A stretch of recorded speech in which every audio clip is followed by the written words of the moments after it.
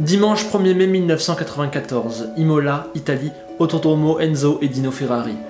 Le triple champion du monde brésilien Ayrton Senna s'apprête à prendre le départ depuis la pole position, mais c'est certainement la course la plus triste de sa carrière, puisqu'il est profondément endeuillé par la mort de Roland Ratzenberger, victime d'un terrible accident dans la Villeneuve Curva la veille.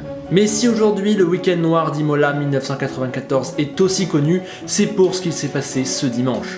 Après une safety car très tôt dans la course, les fauves sont relâchés, Senna en tête. Mais dans la courbe de Tamburello, sa voiture tire tout droit. Dans le violent choc contre le mur, un morceau de sa suspension vient se planter au niveau de sa tempe. Le champion brésilien y laisse la vie. Depuis, sa mort fascine, et tout le monde se demande quelle aurait été la fin de son histoire sans ce tragique accident. Bonjour à tous et bienvenue dans une nouvelle vidéo.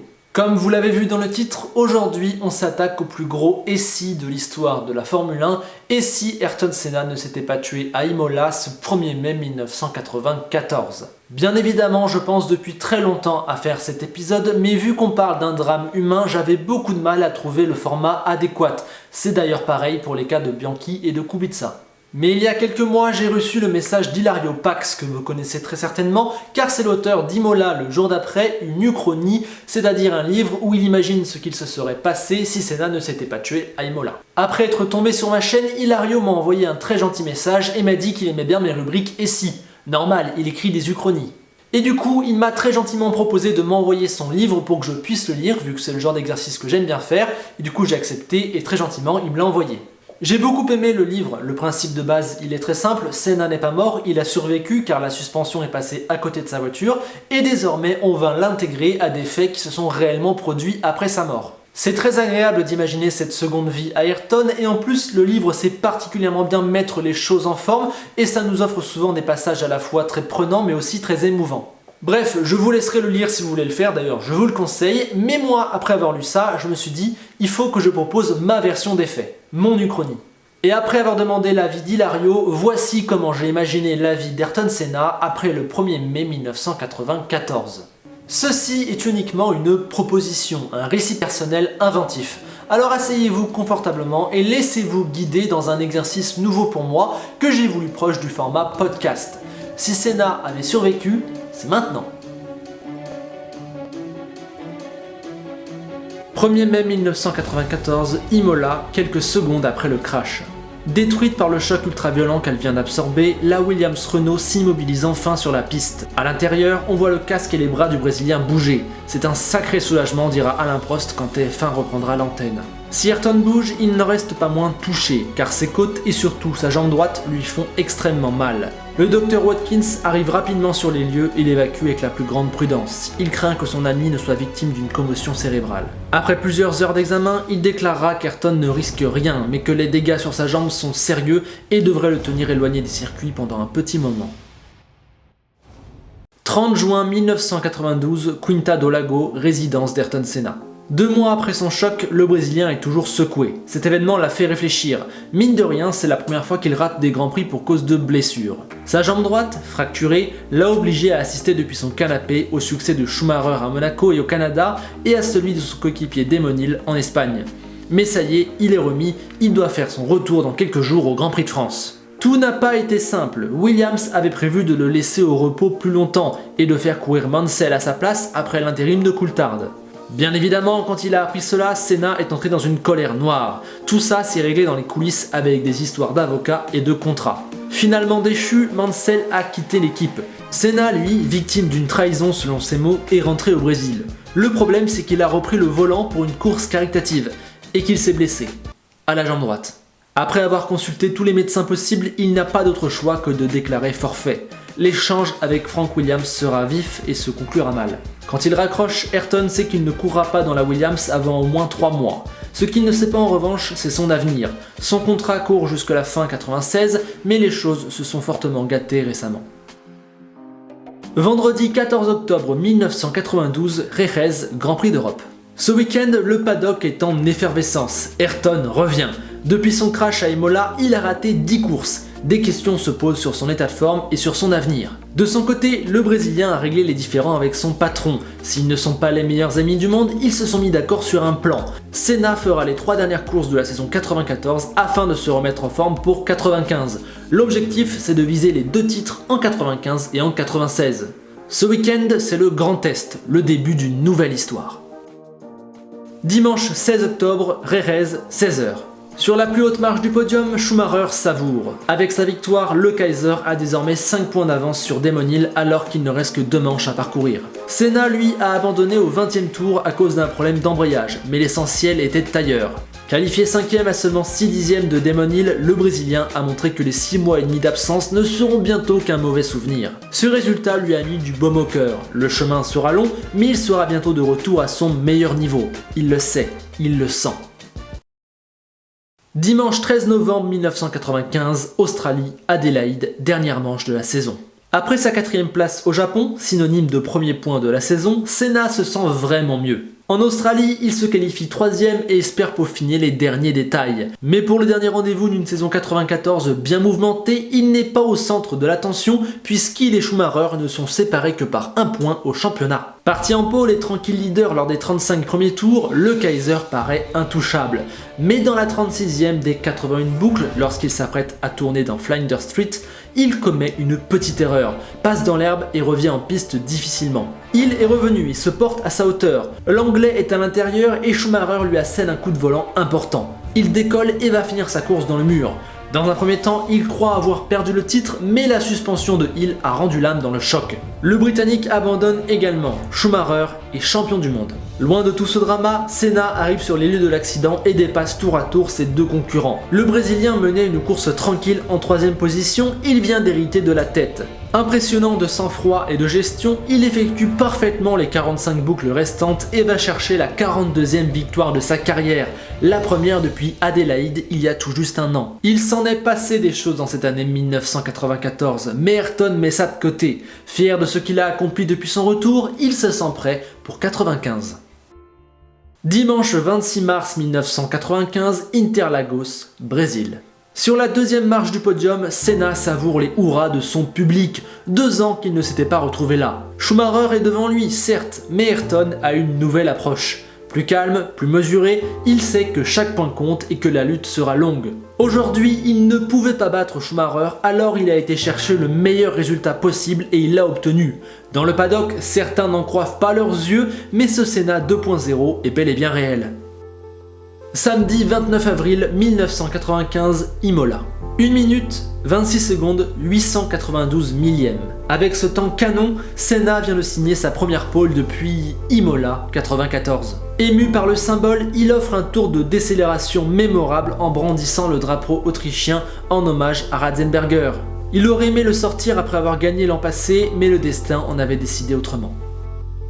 Dimanche 30 avril 1995. 364 jours après le crash qui a bien failli lui coûter la vie, Ayrton fait preuve d'une grande nervosité.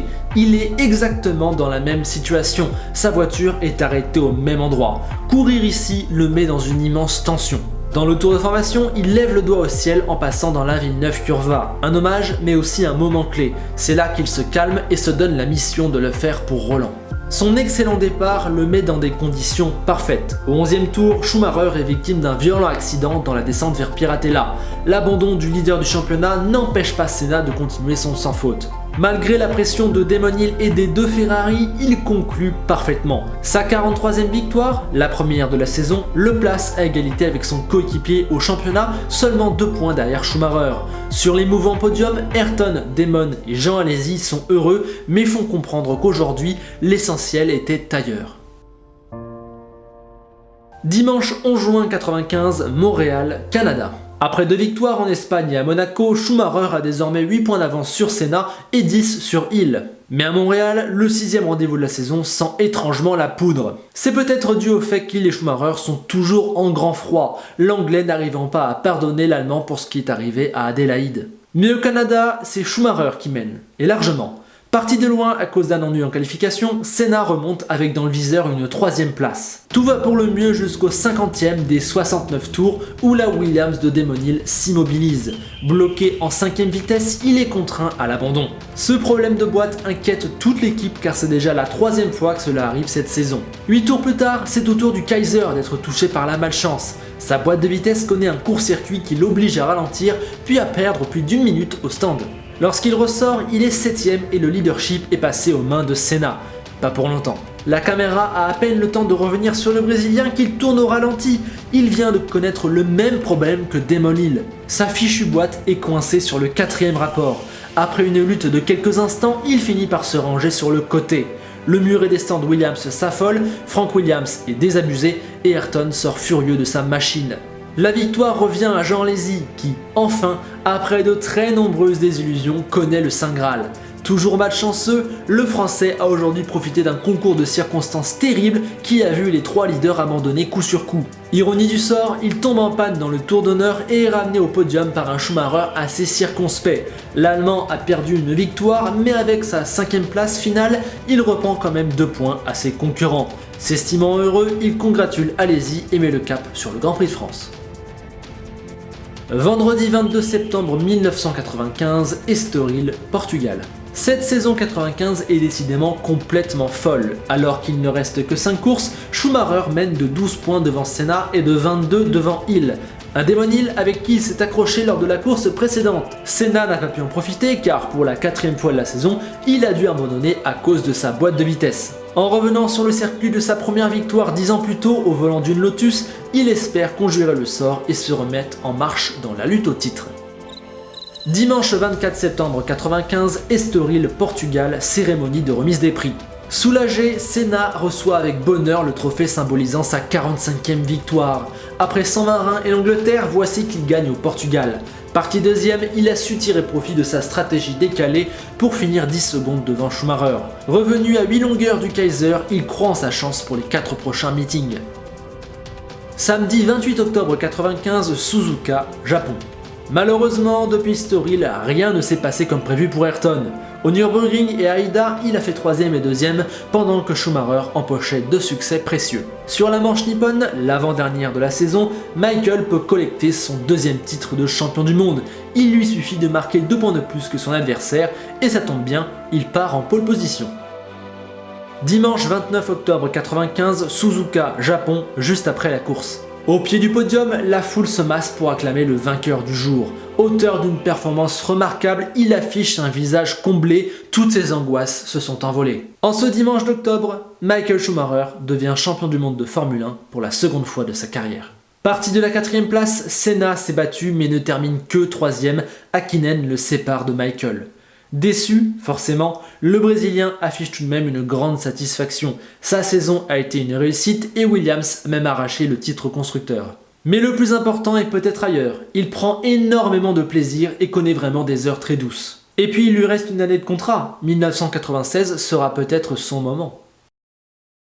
Dimanche 10 mars 1996, Melbourne, Australie.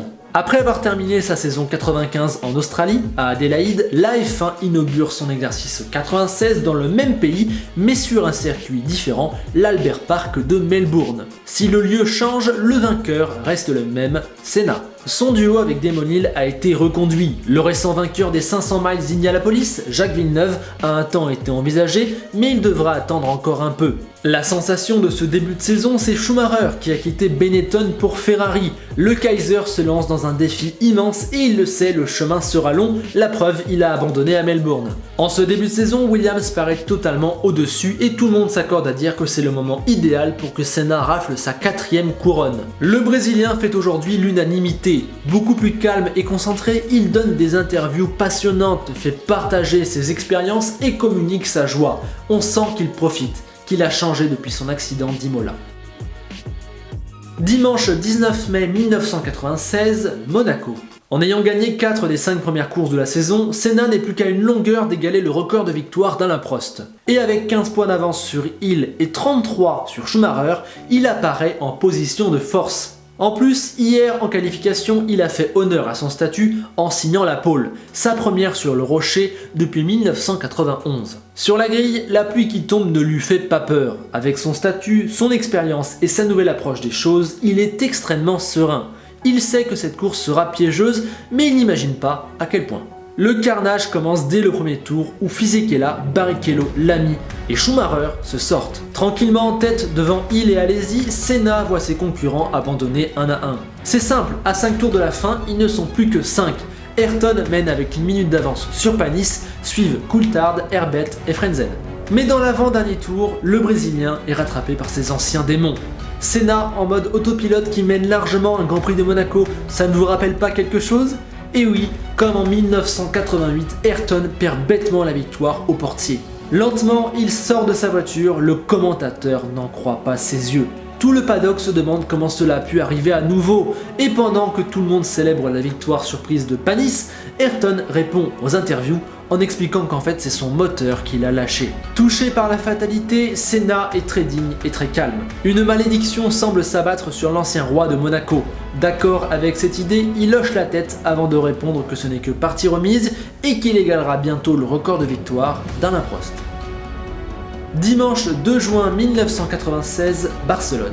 Une semaine après Monaco, les éléments n'ont pas décidé de laisser les pilotes tranquilles car ce Grand Prix d'Espagne démarrera également sous la pluie. Battu par Hill en qualif, Senna voit Schumacher faire un départ sensationnel. L'Allemand prend rapidement la tête pendant que le Brésilien mettra près de 6 tours pour se défaire de son coéquipier sous une pluie qui s'intensifie. Lorsqu'il passe enfin en tête, Schumacher a déjà 12 secondes d'avance, il vole. La suite sera historique. Certains considèrent que cette course est la plus belle de l'histoire. Souhaitant prouver que c'est lui le meilleur sous la pluie et voulant conjurer le sort de Monaco, Ayrton accélère et tape fortement dans ses gommes pour remonter sur Schumacher. Ils se rendent coup pour coup et s'échangent les meilleurs tours. Ils sont dans leur monde à eux, celui des monstres sacrés. Après 50 tours à bloc, Senna est revenu sur Schumacher. Il reste 15 boucles aux deux meilleurs pilotes de l'histoire sous la pluie pour se départager. L'Allemand veut sa première victoire chez Ferrari. Le Brésilien veut égaler le record de victoire de Prost. Sous les yeux ébahis de millions de téléspectateurs, ils ne vont faire aucune erreur. Après plusieurs attaques infructueuses, Senna finit par profiter d'une petite glissade de Schumacher dans le dernier virage. Il arrive rapidement à sa hauteur mais plafonne un peu. Les deux hommes vont aborder le premier virage côte à côte. Sur l'extérieur, Senna garde une demi-voiture d'avance dans le virage 2, mais Schumacher a plus de traction et tente d'enrouler son adversaire jusqu'au virage Repsol. Il est à deux doigts d'y parvenir, mais en tentant de bloquer la route à Senna, il va un peu trop loin et permet à la Williams de décroiser. Pas grave, il plonge à l'intérieur de la courbe Seat. Cette fois, c'est Senna qui emmène plus de traction, mais le prochain virage n'est pas à son avantage. Au moment d'aborder la Kampsa, ce virage 9 qui passe presque à fond, cela fait la moitié d'un tour que les deux rois de la F1 sont côte à côte. Et c'est là qu'Ayrton commet sa première erreur. En freinant légèrement trop sur le vibreur, il perd le contrôle de l'avant et ne peut pas ralentir assez. Intelligemment, Schumacher a mis un grand coup de frein pour le décroiser. Voyant ça, Senna ne veut pas lâcher et remet les gaz. Trop tôt. Ses roues gauche accrochent l'herbe et son aileron avant va taper les protections. Il laisse filer Schumacher et décide de ne pas rentrer au stand. Il finit la course dans une galère monumentale, perdant le podium dans le dernier tour. Euphorique, Schumacher s'impose pour la première fois en rouge au terme d'une course légendaire. Transporté par l'adrénaline, le premier réflexe de Senna est de tomber dans les bras de Schumacher.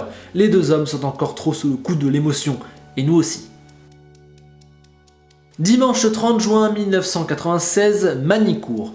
Au départ du Grand Prix de France, Senna a beau avoir 18 points d'avance sur Hill, il n'est pas serein. Depuis Monaco, son état de grâce s'est brisé et il connaît un petit manque de confiance. Il a la sensation que les éléments ne tournent pas en sa faveur et l'explosion de son moteur en qualification l'a conforté dans cette vision. 14e au départ, il va pourtant bénéficier de multiples faits de course. À 20 tours de la fin, il est deuxième derrière Hill quand une safety car les rapproche. Plus rapide, il passe et ira s'adjuger la victoire. La 51e de sa carrière, le record d'Alain est enfin égalé. Alors qu'il bataillait depuis plusieurs semaines pour l'avoir, cette fois-ci, il lui est tombé dessus un peu facilement, il a même du mal à réaliser. Pourtant, sur le podium, les acclamations du public français sont bien réelles, tout comme les mots de Prost. Ému, Senna est plein de gratitude, mais ne s'emporte pas dans des effusions de joie. Son objectif reste le championnat, et ce n'est pas encore fait.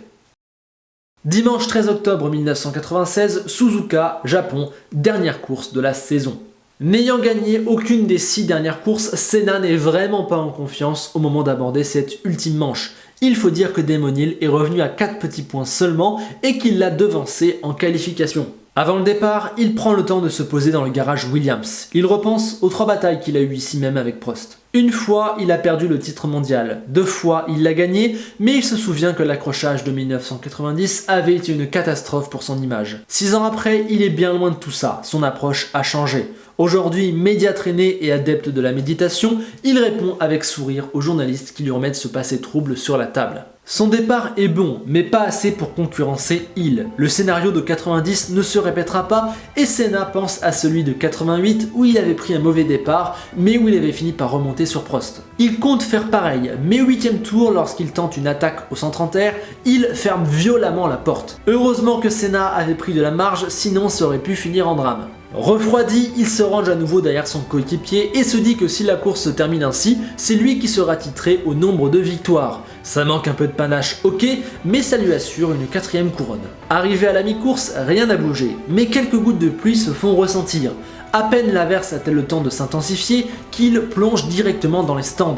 C'est le genre de pari qu'il doit prendre étant donné qu'il ne serait pas titré si la situation reste ainsi. De son côté, Senna ne panique pas. Souhaitant mettre toutes les chances de son côté, il avait décidé d'engager un météorologiste de la station météo de Suzuka. Ceux qui ont connu Senna 10 ans plus tôt n'en croiraient pas leurs oreilles, mais c'est bien vrai. Sûr du fait que la pluie va s'estomper, il décide de rester en piste. Ok, il sera plus lent pendant quelques tours, mais si ses calculs sont bons, il en sortira vainqueur. Culotté, il aurait pu se contenter de courir la stratégie de Damon Hill.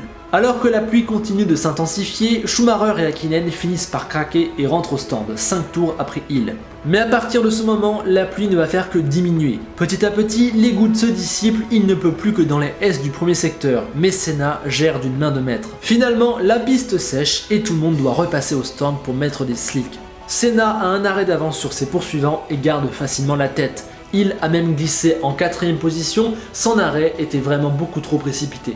En franchissant la ligne, Ayrton devient champion du monde pour la 4e fois. Un bras en l'air, un cri rageur, des larmes à la radio et tout le monde n'a Dieu que pour lui. On repense à ce 1er mai 94 et on se dit que tout aurait pu s'arrêter là. Lorsqu'il descend de sa Williams, il a tout d'un demi-dieu, notamment pour les spécialistes de F1 qui réalisent que seul Fangio, mort il y a 1 an, a plus de titres que lui. 20 décembre 1996, Groove QG de Williams. Depuis leur accord conclu en 1994, Ayrton et Frank Williams s'étaient entendus sur le fait de ne jamais renégocier le contrat du Brésilien avant son terme. Le manager, connu pour être assez rude avec ses pilotes, y voyait là l'opportunité de s'éviter des ennuis et de, potentiellement, tourner la page avec Senna après 96. Certes, Williams vient de gagner 3 titres constructeurs avec lui, il est toujours le meilleur du plateau, mais Frank est un homme de changement. D'ailleurs, en milieu d'année, il avait déjà négocié le départ de Damon Hill et l'arrivée de Jacques Villeneuve. Senna, lui, avait pu profiter de cet accord pour être serein. Avec son titre mondial, il est en position de force. Il a longuement réfléchi à la suite de sa carrière et il est arrivé à une conclusion simple, il prend trop de plaisir pour arrêter. C'est tellement agréable de conduire et d'évoluer dans le cirque de la Formule 1 qu'il ne peut pas arrêter maintenant. Comme beaucoup de grands champions avant lui, il vient de négocier une dernière danse. Avec un salaire divisé par 2 et aucune autre condition que celle de rouler librement, Frank ne peut qu'accepter. L'annonce est faite dans la foulée à une foule en délire. 97 sera la dernière saison d'Ayrton Senna. Dimanche 27 avril 1997, Imola. Jusque-là particulièrement surprenante, la saison 97 vient enfin peut-être d'entrer dans le scénario qu'on lui prévoyait. Les 3 premiers Grands Prix avaient consacré des sensations. La McLaren de Coulthard s'est imposée à Melbourne, la Benetton de Berger à Interlagos, puis la Williams de Villeneuve à Buenos Aires. Senna, lui, n'avait marqué aucun point, victime de 3 abandons, dont 2 sur accrochage. Ainsi, son soulagement est immense quand enfin, il retrouve la première marche du podium à Imola. Ouf, ce début de saison incertain vient enfin de retrouver un peu de normalité. Avec seulement 5 points de retard sur Schumacher, Senna est certain que les choses se sont enfin calmées. Vendredi 10 octobre 97, Suzuka, Japon. Quand Senna fait irruption dans le paddock de Suzuka, c'est la pagaille absolue. Les fans japonais, tous mordus du brésilien, savent que c'est la dernière fois qu'il pilote ici. En plus, ils sont impressionnés par ses récentes performances. En effet, en gagnant en Hongrie, en Autriche et au Luxembourg, Senna est revenu à 2 petits points de Schumacher. Ce week-end, pas de calcul, il faut terminer devant Shumi pour l'empêcher d'être titré et pour reprendre la tête avant la dernière manche qui aura lieu à Jerez. Dimanche 12 octobre 97, Suzuka. Ému aux larmes de pouvoir goûter aux joies du podium nippon, Senna pousse un gros ouf de soulagement. Certes, Villeneuve et Irvine ont fini devant lui dans cette course mouvementée, marquée par de gros crashs et l'apparition de la pluie, mais Schumacher est 2 rangs derrière lui. Cela signifie que les deux hommes vont aborder la dernière manche à égalité parfaite au classement. Conscient qu'il s'agit du dernier défi de sa carrière, Ayrton prend bien le temps de respirer en contemplant la ferveur japonaise sous ses pieds. Samedi 29 octobre 1997, Jerez. À en juger par le nombre de caméras devant le stand Williams, le duel final pour le titre entre Schumacher et Senna n'attire pas que les passionnés de F1. C'est comme si le monde entier s'était donné rendez-vous à Jerez. Au moment d'entrer dans sa machine pour les qualifications, Senna est serein. Il a déjà connu ce genre de situation à plusieurs reprises. Enfin, il pense déjà avoir connu, car ce qui va se passer est unique. La fin de séance de qualification est très chaude. À 3 minutes du terme, Schumacher sort et passe la ligne. Le chrono affiche 1:21:072. Peu en vue depuis le début du week-end, Villeneuve répond dans la foulée avec un temps en 1:21:072. Dans le paddock, c'est la stupeur, mais on a à peine le temps de s'en remettre que Senna entame son ultime tour. Les yeux rivés sur les écrans, tout le monde retient son souffle. En dansant avec sa Williams, le Brésilien finit son tour et le chrono tombe 1:21:072. Dimanche 26 octobre 97, Jerez. Si personne ne marque de points, c'est Michael qui est champion. Si j'étais Ayrton, je me méfierais. Il est totalement capable de le mettre dehors. Ces mots, ce sont ceux de Jacques Villeneuve. Le Canadien a peur que le championnat se joue sur un coup de sang comme en 94. Ayrton, lui, est serein, adviendra ce qu'il adviendra. Il veut prendre du plaisir, une dernière fois. Au départ, les craintes de Villeneuve ne se concrétisent pas et le Canadien perd même très gros. Tombé 6ème, il vivra une course compliquée. Devant, en revanche, le duel s'annonce splendide. Schumacher mène devant Senna, celui qui termine devant est titré. Senna le sait, il devra tenter quelque chose à un moment donné, mais pour l'instant, il patiente, il étudie. Une fois les premiers arrêts passés, il accentue la pression, mais le Kaiser ne fait aucune erreur. Le Brésilien est désormais collé dans ses échappements. Il attend le bon moment, il faut qu'il passe. Et au 48e tour, au bout de la plus longue ligne droite du circuit, il plonge à l'intérieur de la Ferrari. La manœuvre est osée, elle surprend Schumacher et suspend le temps. Le Kaiser a une fraction de seconde pour décider. Forcément, tout le monde repense à Adelaide 94. Il ne va pas mettre un coup de volant tout de même. Pourtant, un instant, on voit son bras gauche passer par-dessus le volant. Il est en train de tourner sur Senna. Puis, l'image suivante, il se rétracte et enfonce la pédale de frein. Senna, lui, n'a pas beaucoup d'espace et subit un peu le virage. Sur l'extérieur, Schumacher ramène plus de vitesse et il finira par reprendre l'avantage. Ouf, l'accident est évité, tout le monde respire. Mais la lutte n'est pas terminée. Les deux tentent manœuvre sur manœuvre et perdent un temps monstre à défendre. Schumacher ne laisse plus un seul espace à l'intérieur et Senna tente tout. Mais les attitudes restent très propres tout du long. Clairement ralenti, il voit revenir les deux McLaren. Bientôt, elles bouchonnent derrière eux. À l'entame du dernier virage, Senna retente de plonger mais Schumacher bloque. Les deux hommes entament très mal la longue ligne droite et voient les deux McLaren passer. Elles vont se disputer la victoire pendant qu'ils se disputeront le titre. Tour après tour, Michael repousse Ayrton. Jamais il ne passera son museau devant. Pourtant, il tente tout, mais tout en restant propre, la Ferrari ne cédera jamais. Jamais. Les deux champions franchissent la ligne ensemble, mais Michael devant Ayrton. Le Kaiser est champion du monde pour la 3e fois et il n'aura mis que 2 ans pour faire triompher Ferrari. La carrière de Senna, à elle, est terminée. Le pilote le plus légendaire de l'histoire de la Formule 1 nous laisse comme dernier souvenir cette bataille fantastique avec celui qui finira sa carrière comme le plus grand. Tandis qu'Hakkinen célèbre la première victoire de sa carrière, l'événement est au pied du podium où tout le monde vient saluer Ayrton. C'est une véritable cohue, tout le monde accourt pour le porter en héros. Ce n'est pas l'heure des bilans et des histoires, mais simplement celui de l'émotion. 20 décembre 1997, Paris, cérémonie de fin de saison. Quand il monte sur scène chercher son trophée de 2e du championnat, Senna est vite rejoint par Prost, Stewart, Mansell, Lauda ou encore Brabham. Entouré de ses pairs, Ayrton fait un adieu émouvant au monde de la Formule 1, à son monde. Son discours trouvera un écho dans les cœurs de toute l'assistance. Au-delà des 4 titres que seul Fangio dépasse, des 56 victoires que personne n'atteint et des 214 Grands Prix que seul Patrese surpasse, Senna, c'est une histoire d'être humain, de cœur, de passion, presque de religion parfois. L'état dans lequel il aura mis la Formule 1 pendant près de 15 ans restera sans doute inégalé. Au fur et à mesure que le champion raconte exploits et anecdotes, les yeux se remplissent de larmes. Tout le monde se souvient aussi que tout aurait pu s'arrêter ce 1er mai 1994 à Imola. Le destin a bien failli enlever Ayrton, mais heureusement il est resté, il nous a offert son œuvre complète. Et que le duel avec Schumacher fut beau. Ces 3 années d'affrontement entre les 2 plus grandes légendes de ce sport resteront comme l'âge doré de la Formule 1, une période que ces 2 monstres se devaient de nous offrir. Ça aurait été trop injuste si la mort nous avait enlevé cela. Les derniers mots d'Ayrton sont pour Alain, son dear friend, celui qui, dans la deuxième partie de sa carrière, a occupé la place de conseiller, de confident. Dans un sanglot final, Ayrton rend les armes, salue la foule et descend de la scène. Magic Senna n'est plus. 29 mars 1998, Interlagos, Brésil. Heureusement qu'on t'a laissé gagner à Jerez, c'est ce qui t'a débloqué. C'est avec ces mots que Senna offre le trophée de la victoire à Mika Häkkinen. Le Finlandais domine le championnat et Senna lui rappelle gentiment Jerez 97. C'est un Ayrton nouveau que le public voit ce jour-là. Plus officiel mais plus relâché. Il mène une nouvelle vie entre les paddocks de F1 et le Brésil, entre son rôle de conseiller auprès de Barrichello et son rôle d'oncle aux côtés de Bruno. C'est un Senna qui ne pilote plus mais qui est tout aussi heureux. Dimanche 28 avril 2002, Barcelone. Les records sont faits pour être battus. Voilà ce qu'avait indiqué Senna en prenant sa retraite, en pensant bien sûr à Schumacher. L'Allemand a déjà surpassé son nombre de titres, il en est à 5 et tout porte à croire qu'il pourrait encore en gagner 2 ou 3 facilement. Et ce dimanche, sous l'écrasant soleil espagnol, il vient d'égaler son record de victoire, 56. En conférence de presse, Michael fond en larmes, répétant que cela veut dire beaucoup pour lui. Après la course, il reçoit un coup de téléphone. C'est Ayrton. Le Brésilien le félicite chaleureusement pour cet accomplissement et l'encourage à continuer dans cette voie, même si, je cite, il préférait qu'il en laisse un peu à son coéquipier Barrichello. Mais la discussion entre les 2 hommes n'est pas seulement formelle, ils prennent chacun de leurs nouvelles.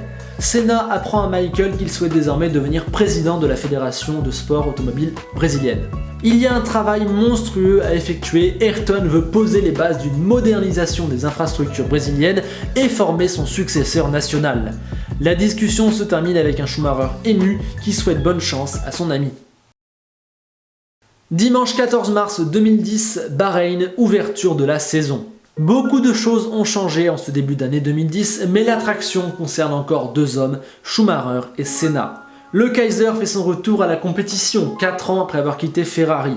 Fort de 8 titres et de 90 victoires, il espère encore ajouter des lignes à son palmarès et surtout aider au développement de Mercedes. Pour Senna, c'est différent. S'il est présent, c'est pour encourager son neveu Bruno, qui vit son premier week-end en Formule 1. Pour lui, c'est la fin d'un processus. Il a tout fait pour mettre Bruno dans les meilleures conditions.